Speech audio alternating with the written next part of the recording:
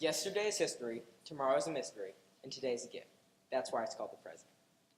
Hi, I'm McLean, and today I'm here to teach you the art of now. 80% of students say they frequently experience daily stress.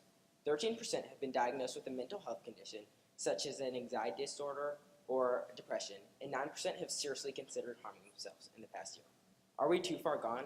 Are we so consumed with stress that we can't live? No. The Buddhists have already mastered living in the moment, and I believe that if we slow everything down, we can too. So what is living in the moment? At first, I thought living in the moment was just what makes life fun, but no, it's so much more. The actual definition of living in the moment is mindfulness. And Merriam-Webster describes mindfulness as a mental state achieved by focusing one's awareness on the present moment. When saying it's a mental state, it means it's all in your head. So if you can clear your mind, then you master living in the moment. But mindfulness can be achieved in many different ways, and it can be searched for in many different forms. You can practice living in the moment just by doing the simple things, like when you're eating a cookie. Don't think about what happens when you're done eating the cookie. Am I going to eat another one, or am I going to be done? Just focus on the cookie you're eating and enjoy it. But there are also certain tasks you can perform to live in the moment. Perhaps meditation is the most general way to live in the moment.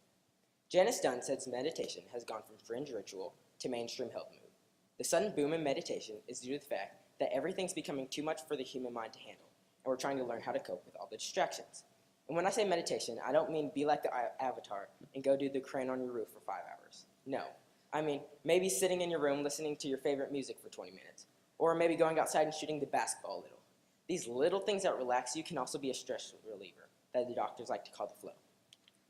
The flow is a time where you're so lost in your present experience that you don't experience anything. As a result, your life passes by you without registering on you, says Harvard's Ellen Langer. I found my flow in football.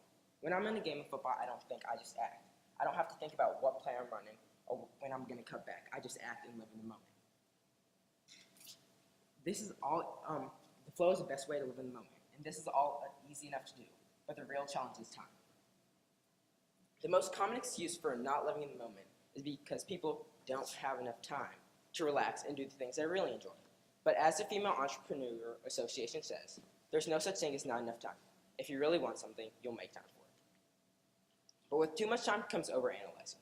Overanalyzing is terrible because you're too busy picking apart the moment that you don't have time to live in it. But on the contrary side, with not enough time comes multitasking. Lisa Lombardi mentioned that just because you're busy and distracted doesn't mean you have to miss out on everyday life. And a study proved that even at the most engaging task, you're thinking about something else at least 30% of the time. So why does the human brain think we can handle 7 different things at once?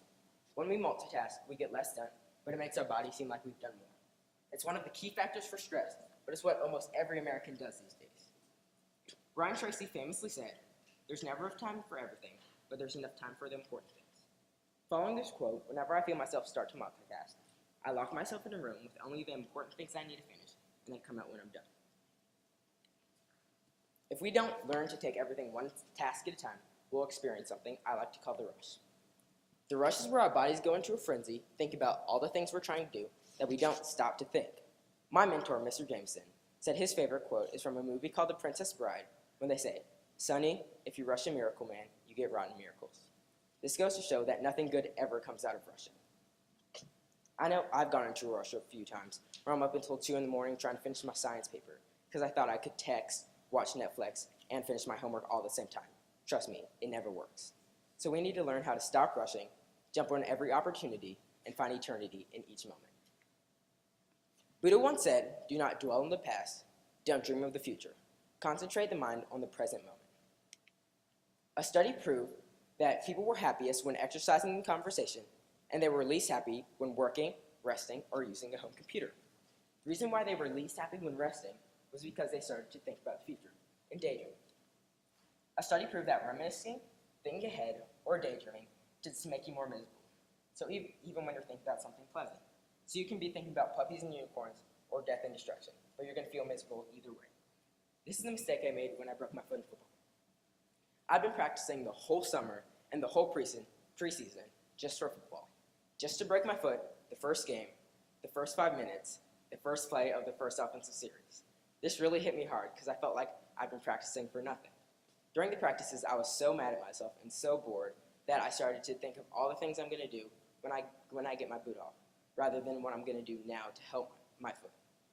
This led me to becoming way more miserable throughout that whole time. Sometimes we're too busy looking at tomorrow's storm that we don't see today's sunshine. On the contrary side, it also hurts to think about the past. Don't get me wrong, the past is a great thing because it's where knowledge cowers and it's where memory sleeps. But inside of memories hides a criminal called regret. Regret doesn't go away with time, it actually increases. But it makes no sense because you can replay the same situation in your head a million times with a trillion different outcomes. But you can't change the way it actually happened. So have confidence in every choice you make, because each and every choice you make makes you who you are. So every time you start to feel yourself regret something, say, would I still be the same person if I hadn't done this? But let's get real here. We all know that it's going to be hard to focus only on the moment sometimes. But remember, don't cry over the past, it's gone. Don't stress about the future, it hasn't arrived. Concentrate the mind on the present moment. But just like a flower can't be beautiful without water, the present moment can't be beautiful without practice. One thing that Steph Curry, Serena Williams, Beyonce, and Miss Alsop all have in common is practice. You think that Serena Williams can go out there and serve all those aces without practice? You think Steph Curry can go out there and shoot all those threes without practice? You think that Beyonce can go out there and do her single ladies dance without practice? You even think that Miss Alsop can go in front of all her classes and teach without practice? No. Like most things, living in the moment takes a lot of practice. So I ask myself again, what is living in the moment? Living in the moment isn't what makes Dallas Cowboy games fun. It's what makes them ecstatic. It's not what makes friends. It's what turns friends into best friends. It's not what makes you want to play a sport. It's what brings the sport to life.